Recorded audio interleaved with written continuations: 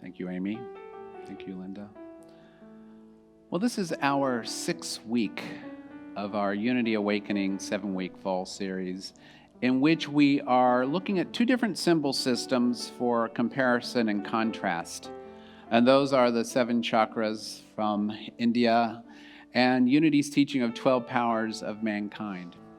Each system has markers and teachings that allow us to awaken Christ consciousness, attain enlightenment, to reach self-realization or self-actualization, whatever language you want to use.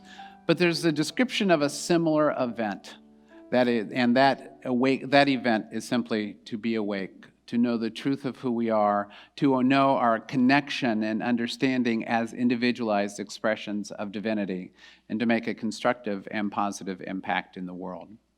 So the first 3 chakras we looked at all had to do with our physicality, our place of origin, establishing boundaries, how we get out and involved in the world, and we compared the unity powers that go along with those in the last several weeks. We looked at the 4th chakra, which is the heart chakra, where everything comes into balance. It's the one right in the middle. And recall that it was Carl Jung, the psychiatrist, who said that that's where the work of individuation comes from, that work of really knowing who we are, because once we access love, we can look at our past and we can look at our world through the eyes of love. Love heals, love connects, love binds. Love is why we're here ultimately. The 3 upper chakras are all universals, how we connect big picture with large groups of humanity and with divinity itself. And so last week we looked at the throat chakra and allied it with the power of power in unity teaching, which is how we use our words. And we married it with the power of zeal, which is enthusiasm and get up and go. It's the thing that gets us off the couch and moving into the world. And we tied that to understanding how prayer works as a way of moving energy and sound and vibration in the world.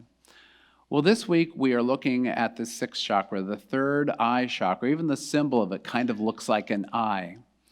And the 3rd eye chakra is related in unity teaching, as Linda said, to our faculties of understanding. And understanding allows us to see how parts of the puzzle all fit together. I said at the first service, understanding is like the patron saint of all project managers.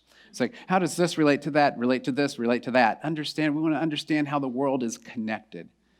It's also related to our faculty of will, which we in Unity call our executive faculty, that capacity we have to make a decision. Because in life, we are presented with various pieces of information. When it's time to make a decision about something, sometimes we have to make a decision. So how do we do that? Well, it's best if we understand how the pieces fit together.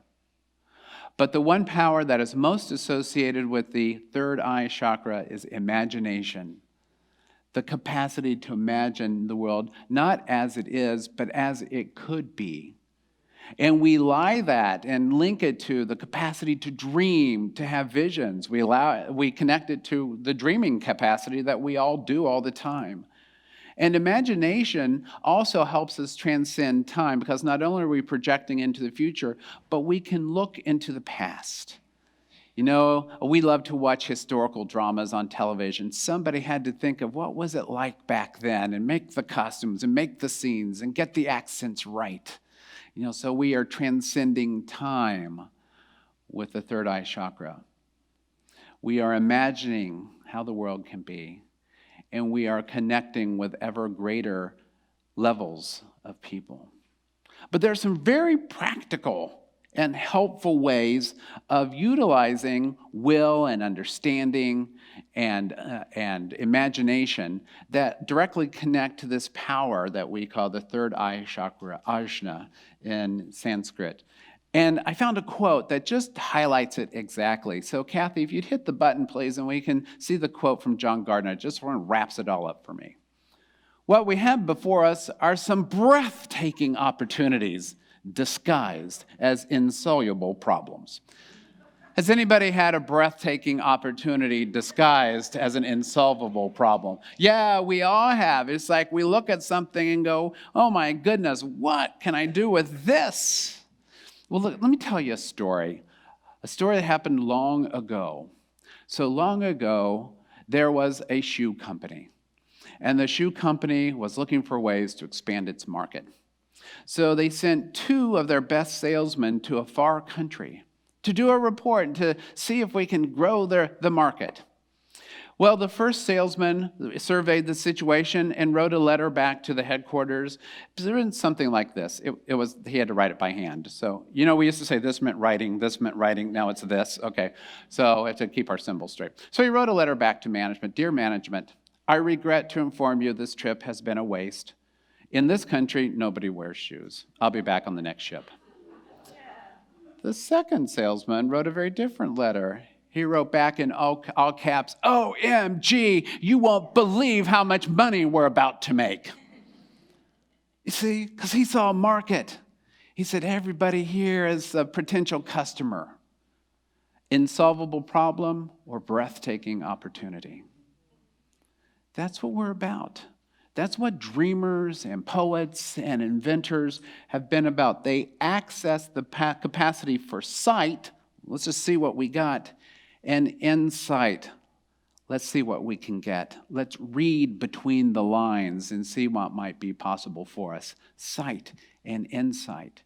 When we talk about what we do in Unity and New Thought, it is all predicated on understanding the powers and the faculties symbolized by the third eye chakra. Because when we talk about metaphysics overall, remember that word itself comes from Greek, meta, meaning beyond, and physica, the physical. So what are we seeing beyond the physical? Think about how it is we teach affirmative prayer. That's what we taught about prayer. Let's talk about some of the theory behind it. So often people see sickness and disease. So when we're praying, we're looking beyond the symptom to the vitality of life that is already there. We want to pull that forward. And when we see the conditions of lack or limitation, we know that beyond that, if you dig a little deeper, there is something vibrant and some sort of abundance there we can pull forward, and we focus on that. We see beyond the sight. We think about great literature or like our scriptures when we read our scriptural stories, and we ask ourselves, what is the message being taught here? Read between the lines. What's being said really? It is this capacity of the third eye chakra that allows us to understand metaphor and symbolism and pull a richer and deeper meaning. Let me give you a story out of the scriptures that might help understand this. 1 Kings chapter 3. This is in the Hebrew scriptures. Solomon has become king upon the death of his father, King David. And God appears to Solomon in a dream and says, what can I offer you? So there you go. Right there, he's already dreaming. Messages in dreams, dream interpretation, very significant part of what we can do when we quicken our third eye chakra. So he's in this dream, and he says, what can I give you? God says, what can I give you? And he says, give your servant an understanding heart. Some say an understanding mind, so that I might rule these people. And God said, and what's he wanting to know? He wants to, I want to know how to do this. I want to know how to put all these pieces together. I need a project manager to work this out. And God says, yes, of course, I'll give you that. But since you didn't ask for gold or wealth or any of these other things, I'll give you those too. The very next chapter, very next line after this exchange, 2 women are brought before King Solomon, arguing over to whom a particular child belongs. And one woman says, it's my child. The other one says, it's my child. So using the capacity for insight, he says, I know what we'll do. Well, cut the child in half, and you each can have part. How's that? Well, one of the women says, no, just let her have the child. Solomon looked and said, give the child to her. It's clearly her child. The mother would not allow harm to come to her child, even if that meant giving up the child. Wisdom, insight, what to do, what to say, to see what was really going on in this situation. We all have that capacity to see between the lines. We all have the capacity to understand how things fit together, so that, like Solomon, called upon to make a decision using his faculty of will, he could do so. We all can do that. what happens is in life we get so attached to an outcome, so attached to a drama, so attached to facts, we can't really clarify and see what's going on around us. And yet one of the key capacities of the development of this chakra, the development of these powers, is to do that, detach with compassion, so that we might make decisions, so we might do the exploration of the inner world as well as the outer world. If you've been here at Unity for a little while, you've heard me make several references, and I do often because it is so important, to that practice of taking our own searching and fearless moral inventories, to looking within to see where our words and our actions and our thoughts align with what we believe to be true. And if you've incarnated in human form, and everyone has except for the people in this front row here, then chances are there's a little disconnect here or there. That's fine. But in order for us to recognize that, we have to be able to look within ourselves and see which powers are developed, which faculties are developed, what character strengths do we have, and which character defects do we have. And the only way we can do that is if we are willing to be dispassionate and kind, so that we can just see what's there and look at ourselves with the eyes of love, so that we can understand this is something I need to work on. This is some place where I can pat myself on the back, and that sort of thing.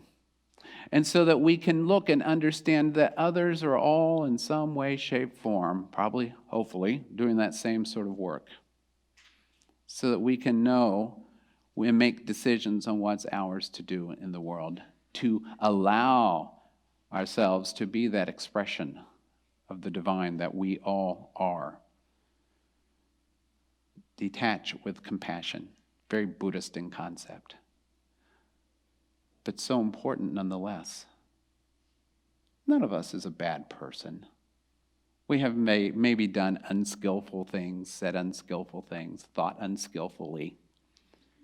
But when we can begin to look at ourselves and get some insight into our own behaviors, then we might be able to have some insight into how the world works and how others work, so that our actions might allow us to build bridges of connection. So the real question is, how is it that we develop this capacity to look within, to develop our insight? Stuff we talk about in Unity all the time. Again, if there's one of the chakras that represents who and what we are, it's this one. Introspection. Simply becoming willing to be conscious of what we believe and why, without needing to be right or wrong, and just listen. So often we get defensive, but we just want to understand. It's like a teacher doing a diagnostic test at the beginning of the school year. She just kind of needs to know where the kids are. They're not bad, just needs to know where we're starting. We want to be careful and watch our minds, especially those times when we shut down and stop listening. We just got through political season, but I guess around here every day is political season.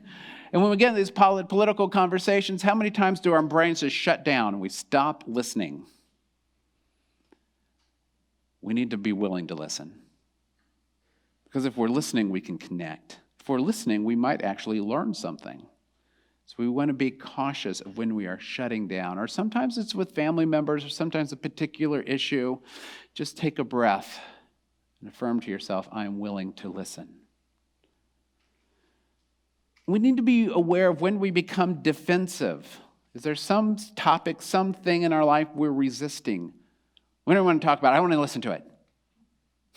That's a good indicator. There's probably a gift in there disguised as an insoluble problem. Why is that? There's nothing to be afraid of. Because greater is that power within you than is in the world. Paul called it Christ in you, your hope of glory. As I sometimes have shared, I got from a friend of mine, do you tell God how big your problems are? Do you tell your problems how big your God is? There's a power and a presence in you bigger than anything you're defensive about, anything you're afraid of. We want to be aware of how much fear dictates our actions. What are we doing or not doing, saying or not saying out of fear? We might be surprised, but we can let that go. And most importantly, we need to trust our inner guidance and do what it tells us to do. I don't know if you're like me, every so often you get an insight of something you should do, but your mind talks you out of it, and then in retrospect it goes, shucks, or something stronger. Next time, if there's a power with presence within you that can see and has the insight and is leading us, guiding us to a place of peace, to a place of connection. So that's going to be our homework this week. To really ask ourselves, am I listening to what I'm hearing? Am I seeing what I'm looking at? Am I activating my capacity to connect the dots? And am I willing to just show up and be present? Because ultimately, if you want to develop insight, that's all you got to do. Be still, be present, and be here now. Peace be with you, and namaste.